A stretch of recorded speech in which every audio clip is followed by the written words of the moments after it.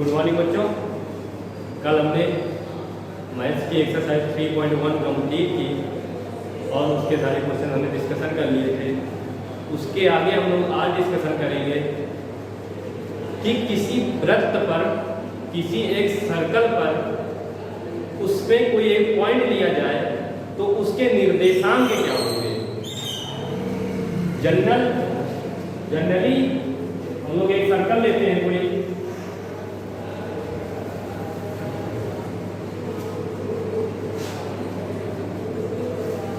हमने इस सर्कल की रेडियस ले ली a सेंटीमीटर। इस सर्कल की हमने सर्कल रेडियस ले ली a यूनिट। ये x axis, y axis, x dash, y dash. अब यहाँ पे आप कोई एक जनरल पॉइंट ले लेते हैं P पॉइंट। तो इस P पॉइंट्स के निर्देशांक क्या होंगे, वो भी त्रिकोणमितीय फंक्शन के रूप में। तो आप देखेंगे कि हम यहाँ से एक लाइन ड्रॉ कर लेते हैं और P से O को मिला देते हैं, ओरिजिन को P से O को मिला देते हैं और यहाँ से एक परपेंडिकुलर ड्रॉ कर लेते हैं और माना यह एंगल कितना है, थीटा। हमने माना एक थीटा एंगल पर एक कोई इसकी P पॉइंट है, इस पॉइंट से हमें P कोऑर्डिनेट्स फाइंड करने हैं। इस पॉइंट का हमने नाम दे दिया M। तो यहाँ से हम लोग फाइंड करेंगे। यहाँ से अगर हम सोचें कि साइन थीटा इक्वल टू क्या होगा, तो आप बताएंगे साइन थीटा इक्वल टू होगा PM अपान OP। PM अपान OP। तो अभी हमने बताया कि OP क्या है हमारी, OP एक तरीके से रेडियस ही तो है, तो रेडियस की वैल्यू क्या है हमारी, a है।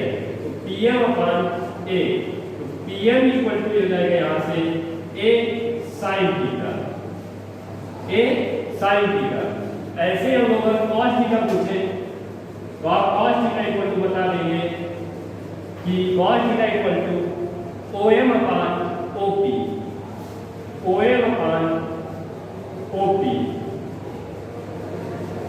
तो यहाँ से OP की वैल्यू कितनी थी, a थी। अभी हमने देखा कि OP की वैल्यू कितनी थी, a थी, जो कि रेडियस ही है। यहाँ पे हो जाएगा a cos थीटा। तो यहाँ पे हो जाएगा OM equal to a cos theta. समझ में आया बच्चों?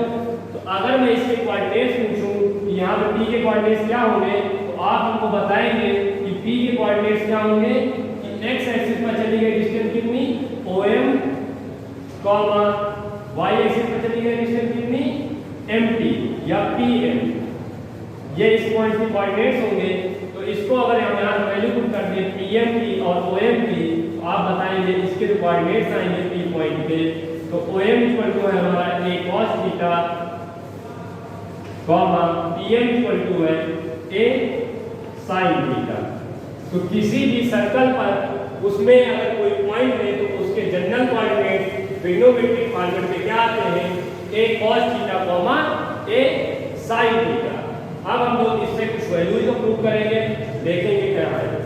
आगे बढ़ो।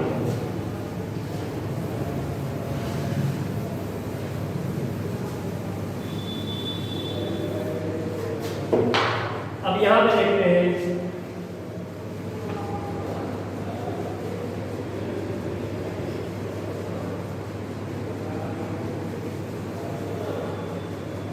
अब ये हमने एक यूनिट सर्कल लिया। यूनिट सर्कल में इकाई वृत्त जिसकी त्रिज्या क्या हो, 1 यूनिट हो, 1 यूनिट हो। हमने एक सर्कल लिया जिसकी त्रिज्या क्या है, 1 यूनिट है। हमने कोई एक पॉइंट यहाँ पे ले लिया P। तो इसके कोऑर्डिनेट्स क्या हो जाएंगे, तो अभी हमने बताया था कि इसके कोऑर्डिनेट्स अगर यहाँ से परपेंडिकुलर ड्रॉ कर दें M, यहाँ पे O, तो यहाँ इसके कोऑर्डिनेट्स क्या होंगे। अगर यहाँ पे थीटा एंगल बनेगा तो आप बताओगे कि a cos theta, a cos theta. अब एक वैल्यू कितनी हो गई, 1 यूनिट, क्योंकि यहाँ पे इसकी रेडियस क्या है, 1 यूनिट। तो क्या हो जाएगा cos थीटा, sin थीटा। अब अगर आपसे पूछा जाए कि यहाँ पे कोई अगर कोई रे हो, यहाँ पे, यहाँ को एंगल कितना बनाएगी, तो आप बताएंगे कि यहाँ से ये तो एक भी रोटेट ही नहीं की, तो इसका मतलब यहाँ पे एंगल जो बनेगा वो कितना बनेगा, 0 डिग्री का बनेगा। तो इसका इट मीन्स हो गया कि यहाँ पे अगर कोई है रेडियस, यहाँ कोऑर्डिनेट्स क्या होंगे, 1, 0 होंगे। तो ये किसको दिखाता है हमारा, cos थीटा को। तो cos थीटा इक्वल टू क्या होगा हमारा 1। तो 0 यहाँ पे है क्या, थीटा हमारा है 0 डिग्री, क्योंकि यहाँ पे तो कोई एंगल बन ही नहीं रहा। तो cos 0 इक्वल टू क्या हो गया 1। तो यहाँ पे हमारे cos 0 की वैल्यू क्या होती है 1, ये प्रूफ हो गया। इसके बाद sin, ये किसको दिखाता है, sin थीटा को। तो आप बताएंगे कि sin थीटा इक्वल टू क्या है 0, और यहाँ पे एंगल क्या है वो भी 0 है। तो sin 0 इक्वल टू क्या हो गया 0। तो sin 0 की वैल्यू होती है कितनी होती है 0 होती है। इसके बाद हम लोग यहाँ से लेकर के यहाँ तक चलते हैं और यहाँ पे आ जाते हैं। यहाँ पे एंगल कितना है π/2, मतलब कि 90 डिग्री। जब हम लोग π/2 पे पहुंचते हैं यहाँ पे कोऑर्डिनेट्स क्या हो जाएंगे 0, 1। तो यहाँ पे ये किसको दिखाता है हमारा cos थीटा को। तो cos थीटा यहाँ पे क्या हो गया 0 हो गया, और यहाँ पे थीटा इक्वल टू क्या है π/2। तो यहाँ पे cos π/2 इक्वल टू क्या हो जाएगा हमारा 0 डिग्री से। इसीलिए बोलते हैं कि cos 0 डिग्री 90 डिग्री होता है, हमारा क्या होता है 0 होता है। ऐसे ये किसको दिखाता है, ये हमारा sin थीटा को दिखाता है। तो sin थीटा इक्वल टू हो जाएगा हमारा 1। तो यहाँ पे थीटा की वैल्यू क्या है हमारी π/2। तो sin π/2 इक्वल टू कितना हो जाएगा 1 के। समझ गए आप? तो इस तरीके हमारी sin 0, cos 0 and sin 90 and cos 90 मतलब cos π/2 और sin π/2 की वैल्यू फाइंड हो गई।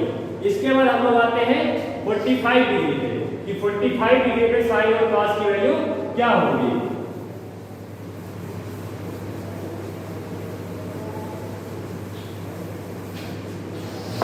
फिर से हम लोग यूनिट सर्कल बनाएंगे। यूनिट सर्कल मींस जिसकी त्रिज्या 1 सेंटीमीटर हो। हमने एक यूनिट सर्कल लिया और यहाँ पे हमने कोई एक एंगल ले लिया जो कि क्या है हमारा 45 मतलब कि π/4 है। ये 90 मतलब कि ये π/2, ये वाला π/4, ये कितना हो जाएगा, ये वाला भी π/4 हो जाएगा, 45 हो जाएगा। अब आप लोगों ने एक थ्योरम पढ़ी होगी कि अगर किसी ट्रायंगल में दो एंगल इक्वल है तो उनके सामने की साइड्स भी इक्वल हो जाती है। इट मींस इसके सामने साइड ये वाली और इसके सामने साइड ये वाली, ये आपस में क्या हो गई इक्वल हो गई। इट मींस इसका मतलब ये हो गया OPM। तो PM की जो वैल्यू है, PM अगर हम लोग की साइड x ले लें तो ये साइड कितनी हो जाएगी x हो जाएगी। और अभी हमने बताया कि सर्कल क्या है यूनिट सर्कल है, तो ये वाली वैल्यू क्या हो जाएगी 1 हो जाएगी। तो अगर हम लोग पूछे यहाँ से पाइथागोरस थ्योरम से तो आप बताएंगे x² + x² इक्वल टू क्या हो जाएगा 1 का स्क्वायर। तो यहाँ से 2x² इक्वल टू हो जाएगा हमारा 1 का स्क्वायर। तो यहाँ से x² इक्वल टू हो जाएगा 1/2। तो x इक्वल टू हो जाएगा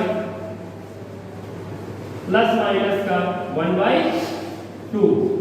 लेकिन क्या यहाँ पे कभी भी x निगेटिव हो सकता है, क्योंकि ये तो पॉजिटिव है, ये भी पॉजिटिव है, क्योंकि पॉजिटिव तो x निगेटिव नहीं हो सकता।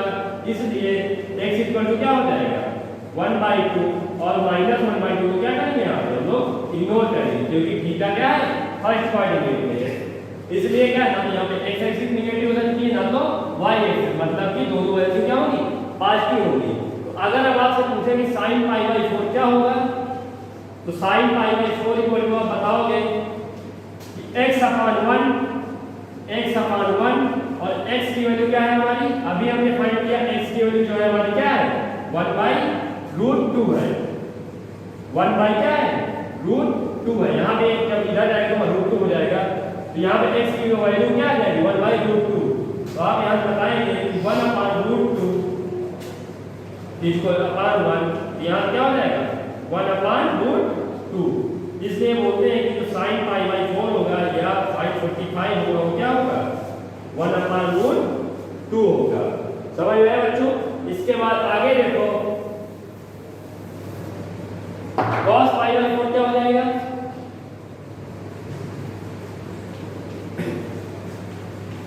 cos π/4 इक्वल टू होगा x/1।